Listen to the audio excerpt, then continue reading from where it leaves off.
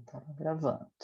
E a classificação disso, classificação da obesidade, não é uma classificação clássica, isso aqui é clássica na teoria, né? Mas na prática não é clássica, a gente não utiliza essa classificação, mas só para vocês entenderem. A gente tem a questão da celularidade.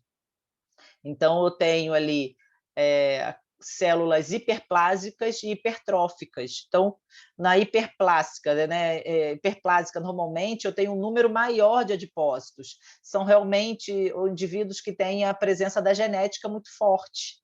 É obeso já desde criança, ele tem um número de adipócitos muito maior e ele vem ganhando peso já, assim, desde que eu me entendo por gente, eu tenho problemas de obesidade, tá? Então, é hiperplásica.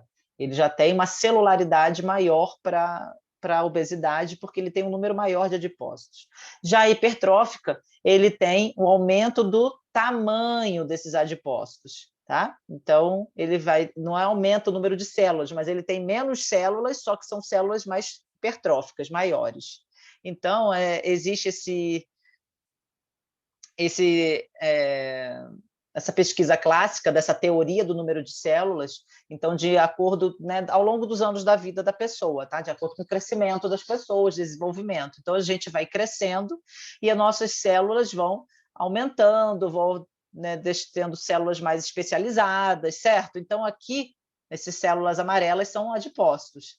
O que acontece? Eu vou aumentando o meu número de células conforme eu vou aumentando o meu peso, tá? Conforme eu vou crescendo, eu vou aumentando o peso normalmente, isso é normal, e a gente vai aumentando o número de células de tecido adiposo. Só que eu vou aumentando a minha ingestão alimentar aqui, ó. Quando eu aumento a ingestão alimentar que excede o limite, né? Eu vou aumentando. Até repararam que ela ficou hipertrófica? Olha aqui, ela era pequenininha e agora ela está grande. Repararam? Tá? Ela vai aumentando de tamanho, tá? Então tem um aumento no seu tamanho, aumento do tamanho das células. Mas ainda não aumentei o número de células aqui. Aumentei só o tamanho.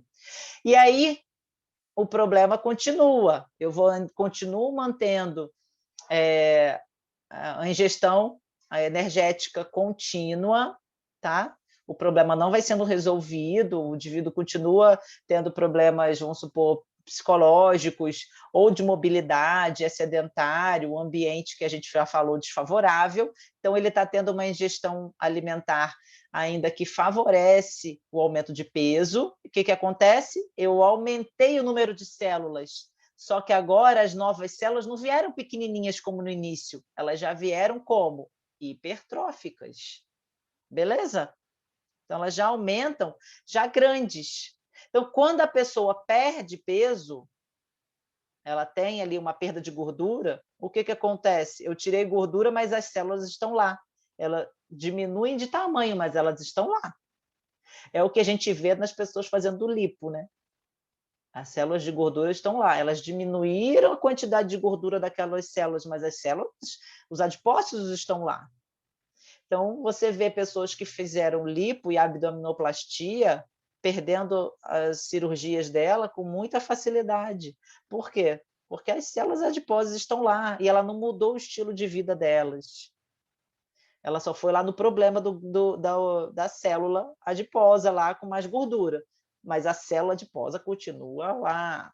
Então, se você não trocar a forma do seu estilo de vida, você vai fazer que isso aqui aumente novamente, igual aqui no começo. Entenderam o que eu quero dizer? Esses adipócitos, eles aumentam, vão aumentar o seu tamanho até um limite. Depois eles vão começar a aumentar o número. Eles alcançam um tamanho máximo. Mas se você não mudou a ingestão alimentar, você vai aumentar esse número de células de novo. Então, a abdominoplastia, lipo, é cura de obesidade? Não, não é cura de obesidade. Tudo bem aqui? Uma vez que você aumenta o número de adipócitos por um consumo excessivo de alimento, você não consegue diminuir essa quantidade, você sempre, de adipócitos, você sempre vai ter uma tendência a engordar mais fácil, é isso? Não é que é sempre, mas o indivíduo que já emagreceu, por exemplo, ele vai ter que manter esse peso mais magro por pelo menos, alguns artigos falam de 3 outros tem artigos que falam até por 5 anos. Você manter esse seu peso mais magro para ter esse equilíbrio metabólico novamente, porque senão você vai ter uma tendência a voltar o peso, a engordar novamente. Então, você pode reprogramar isso, mas demora. Você tem que manter esse peso mais magro por um bom tempo, para o seu corpo entender que não vai precisar ter voltar a crescer esse número de células tão facilmente. Por isso que tem que manter o estilo de vida, e que eu falo que o estilo de vida é mais importante do que somente a ingestão alimentar, é todo o seu estilo de vida mesmo, né? O manejo do estresse, consumo de bebidas alcoólicas, o sono, a alimentação, é tudo.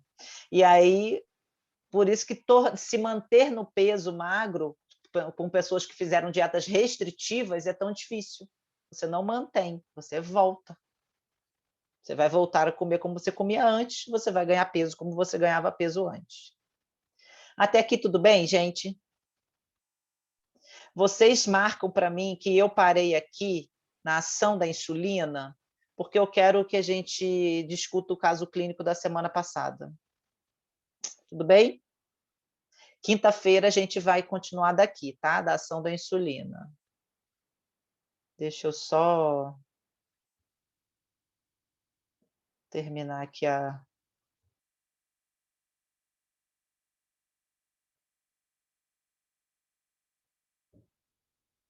E abrir o artigo. Vocês estão com caso clínico aí? Não, gente? Sim ou não? Sim. Vamos lá. Ele era o finalzinho da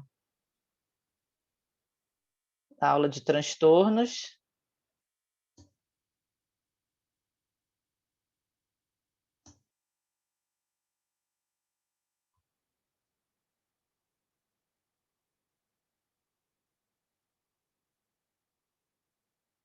Achei já. Só para eu poder ler junto com vocês, que eu já não lembro qual o caso clínico todo de cabeça.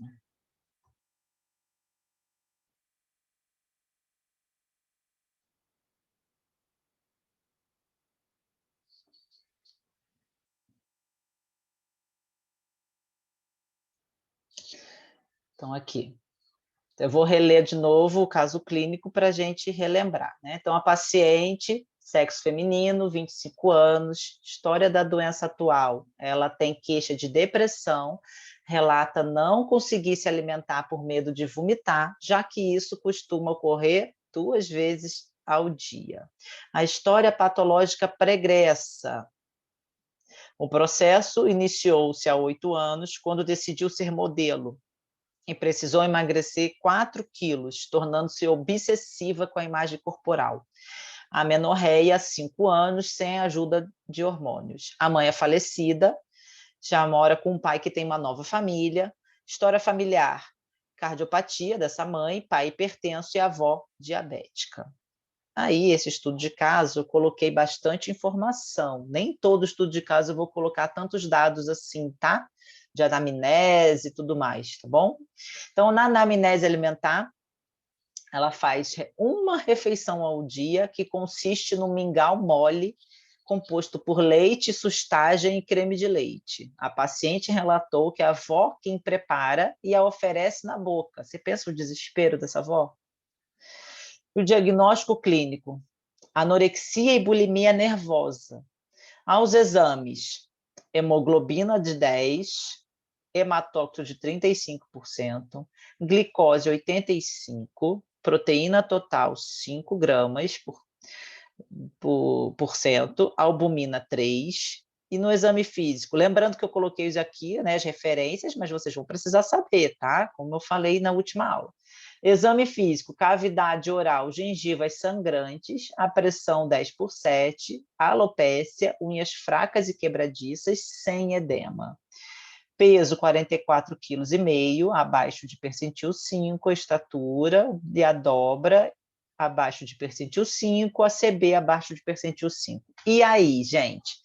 Eu não tenho um gabarito único. Se vocês não participarem agora comigo, aí não tem como a gente saber, tá? Porque não existe um gabarito. Existe é a forma como você apresenta aqui as coisas. Então, eu falei que vocês tinham que tentar colocar isso numa forma de texto, que eu relacionasse situações que vocês viram do exame físico, né, até serem comprovados pelos exames laboratoriais e também pela parte da antropometria aqui, que também junta-se com o laboratorial. Quem começou aí, quem quer ler para mim? Não precisa estar certo, tá? Não precisa ter medo, não é nada. Vocês têm que estar soltos para participar, é assim que a gente aprende. Quem não fez, eu te oriento a tentar a fazer, porque na prova vai ter estudo de caso, isso é um fato, tá bom? De 1 a 2 estudos de caso aí, isso é um fato. A Aniele está aí presente para não me deixar mentir. Então, a gente vai ter que aprender a fazer estudo de caso, ou no amor ou na dor, tá, gente? Porque depois, quando vocês estiverem, ano que vem, no estágio, vocês vão ter que fazer muito estudo de caso. Não vai ser um de vez em quando. Vamos lá, quem tem aí um voluntário ou uma voluntária para mim? E aí vocês vão lendo e eu vou corrigindo, a gente vou dando sugestões e orientações do que vocês estão acertando e estão ou errando, tá bom? Aguardo. Carol, Bruna, Ju.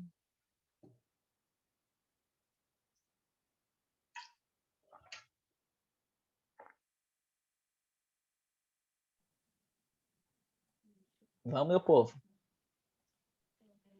Professora, Sim. eu li, reli, analisei. É uma coisa que eu percebi que eu não sei se tem alguma coisa a ver, mas é que o fato dela sangrar a gengiva tem Uhum. alguma coisa a ver com a anemia? Não é com anemia, mas vamos chegar lá. Não? Não. Mas como que você começou o seu estudo de caso? Ah, eu escrevi, né? De acordo com a anamnese, com os relatos que ela me Que eu nem trouxe. estou vendo quem está falando comigo. É a Carol. Oi, Carol. Carol, que ela apresenta anemia, que você falou que não é, né, no caso. Ela E tem anemia, mas assim, não é que ela não tem anemia. Eu concordo com você que ela tem anemia, você entendeu? Só sim, que mas não você é por causa do sangramento, né? é isso, não é por causa, Entendi. mas tudo Aham. é a forma como você escreve. Ela tem uma perda de sangue, mas não é esse o problema, né? Não. Para trazer a anemia. Tem problemas muito mais graves aí envolvidos. Que ela tá desnutrida, né? Ela está desnutrida, isso é um fato. Eu sempre acho mais fácil, mas como eu falei, não existe um gabarito para único, tá? Sempre dá um trabalho do caramba para fazer estudo de caso com vocês, porque eu tenho que ler todos eles, né? E corrigir numa prova, mas eu nunca tiro das provas, porque eu acho que é bem importante vocês treinarem isso. Eu particularmente acho mais fácil a gente começar pelo diagnóstico nutricional, você entender o que ela tem. Tá? Então, a gente colocar assim, paciente com baixo peso, né, ou desnutrição, de acordo com quem? Não é com a Natália Brandão. De acordo com quem que ela tem desnutrição? As proteínas totais, albumina, Antes disso, baixo. não, antes disso, para eu pensar em diagnóstico nutricional, o que você já calculou? O diagnóstico clínico. Gente, olha Não? lá na antropometria que valores que eu te dei. Se você não calculou um IMC automaticamente, a gente já tem que voltar um semestre aí. Eu te dei um peso, eu te dei uma estatura, o que o nutricionista já faz? IMC. Eu não falo que tem que estar lá na corrente sanguínea? Vocês têm que saber? Então, minha gente, te dei um peso, te dei uma estatura, vai atrás. Qual é o IMC dessa criatura? Se não fez, faz agora. 44,5 dividido por 2,56, que eu já sei a altura de 1,60 vezes 2. Faz para mim, quanto que deu? 44,5 dividido por 2,56. 17,38. Ó, 17,38 o quê? Qual é a unidade de medida de uma Por IMC? metro quadrado. Obrigada, né? Quilogramas por metro quadrado. Isso quer dizer o quê? 17,3. Desnutrição. Desnutrição grau o quê? Grau 1. 16 ponto. Não, 17,3. Grau 1, né? 17. Né? Pelo que você. Eu não fiz aí, não, estou aceitando a conta de vocês.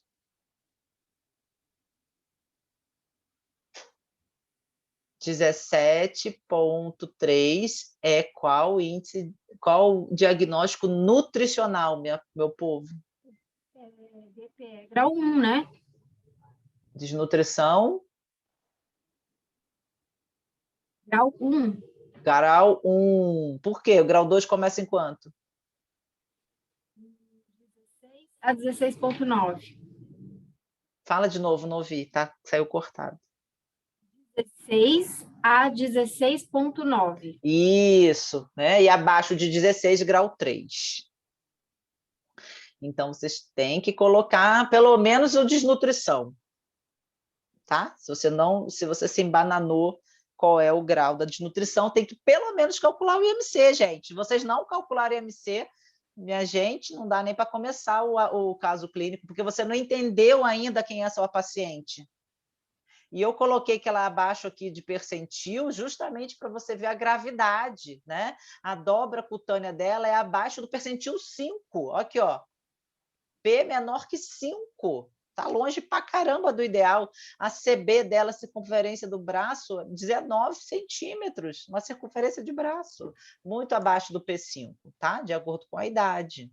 Então, você não precisaria saber esses percentuais aqui, esses percentis, desculpa, de cabeça, mas eu já te dei, então utiliza esse diagnóstico aqui. Isso aqui é uma fonte de informação muito importante, tá? Então, tá, paciente com baixo peso ou desnutrida, de acordo com o IMC, entre parênteses, OMS 97, porque não sou eu que estou dizendo isso, é a Organização Mundial da Saúde que está dizendo que ela tem desnutrição, certo? Então, você coloca o valor que deu, né? Com a unidade de medida, muito bonitinho. E aí? Com o quadro de anemia, como a Carol estava contando, eu realmente acredito nessa anemia. Baseada em quê? Por que você vê que ela tem um quadro de anemia? Não vamos no exame ainda, vamos pelo que você viu. O que te notou quando ela estava lá te contando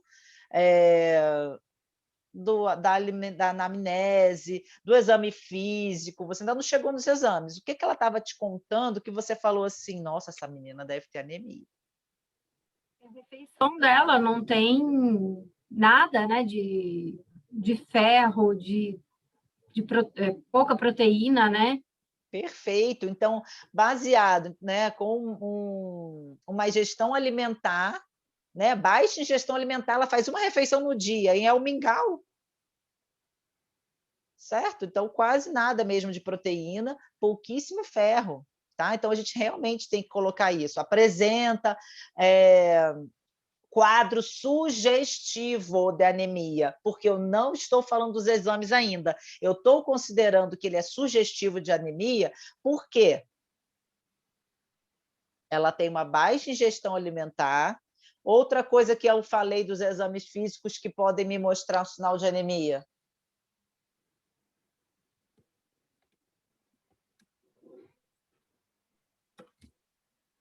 Sangramento na gengiva. Pela perda de sangue, você diz? Isto, pela perda de sangue. A alopécia também, não é? Vamos chegar nessa alopécia, mas ainda não é totalmente alopécia. A perda de sangue da gengiva favorece o negócio que ela já tem pouco, né? Ela já tem pouco ferro, ainda perde sangue, sim. Foi o que eu pensei. Isso, agrava o problema. Fala, Ju. Ela vomitar? Não. Que ela come ainda vomita. Isso, tudo bem. Mas As exame unhas. físico, o que que também você poderia, do exame físico, que ela... Ah, a mucosa dos olhos, a mão, né? Mas eu não coloquei nada disso aqui, você não pode, eu não coloquei, você não Tem pode que estar inventar. aqui, né? Não, eu ia examinar, estou examinando, você não está Mas não vendo? está aqui, ó. No exame físico eu falei da cavidade oral, da pressão, da alopécia, das unhas fracas e que ela não tem edema. Então Isso. você tem que ficar aqui no exame físico. Você Unhas não pode. fracas. Ah, obrigado. Então ela tem, né, unhas fracas e quebradiças, que também é sugestivo de deficiência de ferro. Mas vocês viram que eu coloquei sugestivo? Quando que eu confirmo?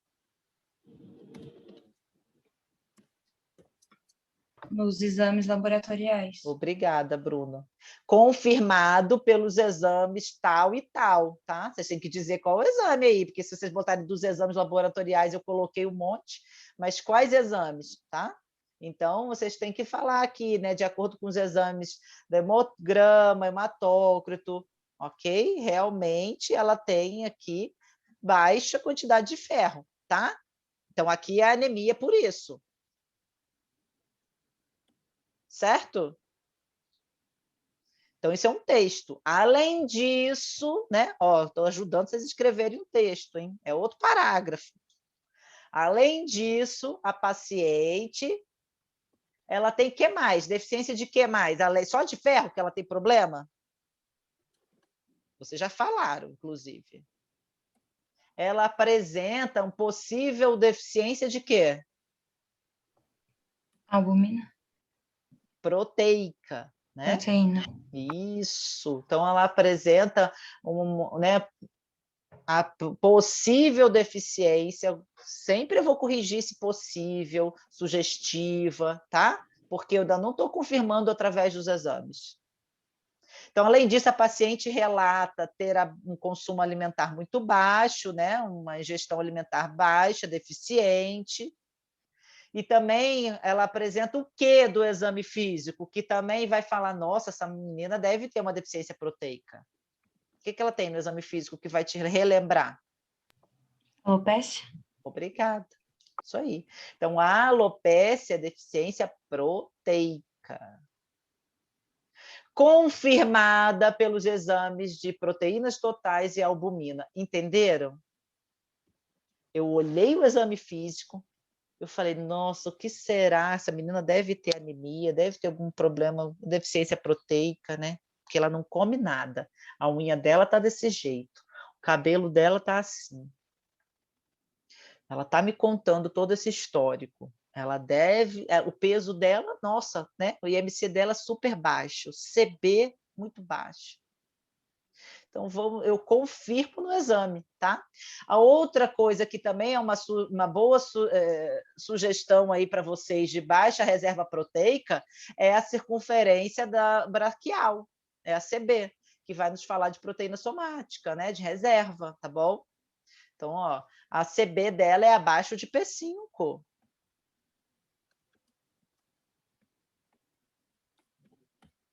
Tá? Então, olha quantos fatores, quantas pontas aí desse quebra-cabeça até a gente, né, confirmar pelo exame, certo? Porque quando o paciente está no seu consultório, na clínica da FAP, ele vai contar toda a vida dele. Você não vai falar assim, não, peraí, deixa eu olhar primeiro os seus exames, deixa eu olhar aqui rapidinho seus exames, depois a gente conversa. Não, ele está te contando toda a sua queixa, você está perguntando como é a alimentação dele, é tudo ao mesmo tempo. E aí depois, às vezes, eu deixo o exame por último, eu quero saber de tudo, eu quero saber como é a alimentação dela, se ela dorme bem, como é a função intestinal, quero saber tudo. Aí depois eu vejo esses exames para confirmar aquilo. E se eu não tenho exame nenhum? Aí eu não poderia afirmar nada, eu ia só sugerir. Aí até me ajuda a pensar em quais exames eu quero. né? Falei, olha, pelo que você está me contando, da sua alimentação, pelo que eu estou vendo aqui no seu exame físico, né? Sua unha, seu cabelo, seu peso está assim, está assado. Vamos pedir uns exames, só porque eu quero confirmar algumas coisas, para a gente ver se você tem deficiência disso, disso, disso. Tá? Então, eu poderia não dar os exames nenhum aqui, de exame laboratorial, e solicitar esses exames, mas eu vou pedir todos que existem? Não, vou pedir de acordo com o caso. Entenderam? Então, por isso que vocês têm que estar muito atentos ao exame físico. Eu amo essa aula de ectoscopia e exame físico, porque tem que deixar vocês com esse olho clínico para ver ali probleminhas e preparar vocês para uma boa amnese. Tá? Então, com certeza, Carol, a questão da gengiva sangrante piora o problema, mas ela não é a causa da anemia, tá? Então, você vê com uma forma como você colocou. Ela já tem uma baixa ingestão de ferro e ela está tendo uma perda sanguínea, então agrava o problema. Mas ela está muito relacionada, eu só não posso confirmar aqui, porque não tenho exames, mas me sugere pela ingestão alimentar, ela não tem nada de fontes de vitamina C aqui, né?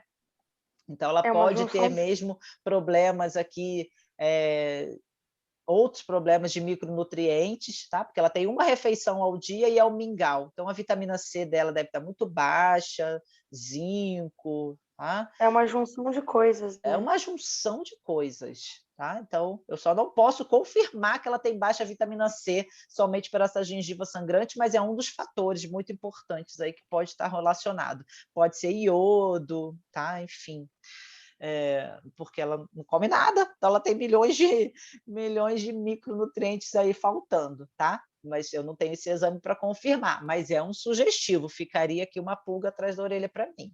Mas o seu pensamento não está errado de achar que é um sangramento, é um foco de perda.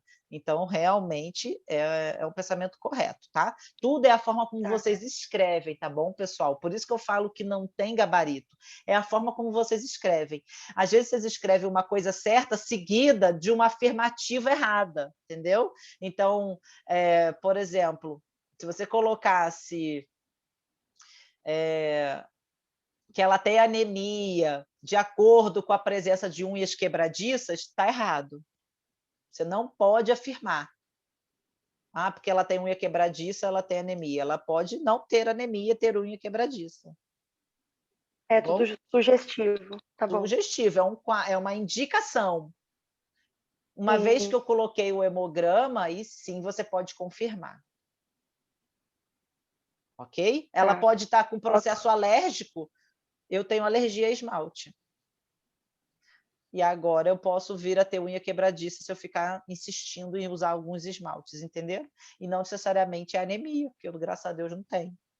Então, a gente tem que estar observando um todo, mas eu confirmo o diagnóstico com hemograma mesmo, tá? Como que vocês terminariam esse estudo de caso? Paciente, então, necessita de intervenção nutricional e ponto, né? Necessita de acompanhamento nutricional, porque a gente não vai falar de conduta, lembra que a gente falou semana passada? A conduta é a dietoterapia, não é essa disciplina.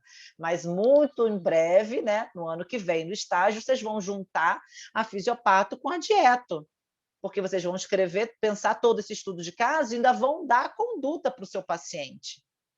Certo?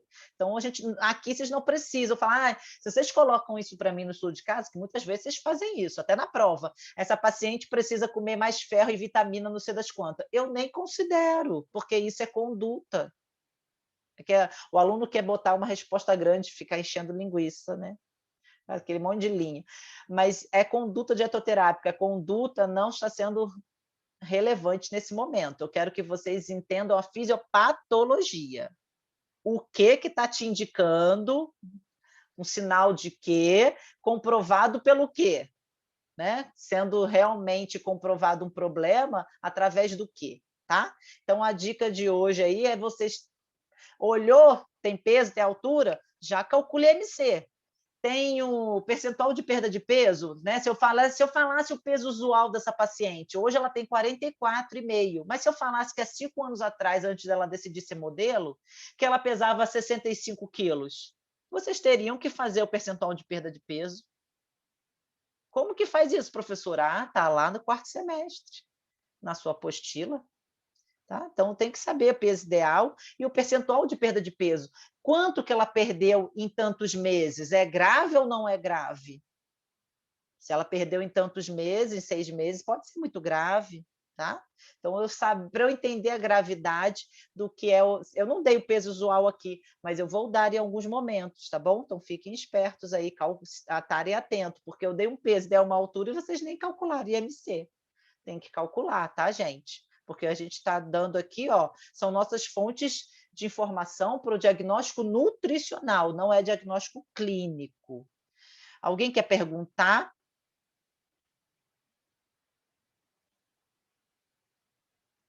Sobre o estudo de caso, nós temos 7 minutos antes de cair aqui. Quando a gente fala, foi confirmado por tal exame, não precisa colocar quanto deu, nem nada, só falar que foi confirmado. Pelo exame e tal, mas eu tenho que entender qual é o seu exame, porque se você fala que, por exemplo, a anemia está confirmada pelo valor da albumina, está errado, entendeu? Então fala assim, não vai botar, foi confirmado por causa dos exames. Qual exame? O que eu quero que você entenda. Senão depois você confunde anemia com desnutrição, né? Proteica é outro problema, tá? Então, albumina e proteína total estão sinalizando a desnutrição e o hemoglobina e o hematócrito estão me sinalizando a anemia. A glicose dela tá boa aqui, vai bem, obrigado. Então, a gente não está tendo nenhum problema aqui com glicemia, tá? Ótimo. Mas a PA dela está baixa também, característica dessa baixa ingestão alimentar. Então, a gente poderia ainda discutir mais coisas nesse estudo de caso. Mas entendeu, Bruna, o que você perguntou sobre o exame? Sim. Beleza.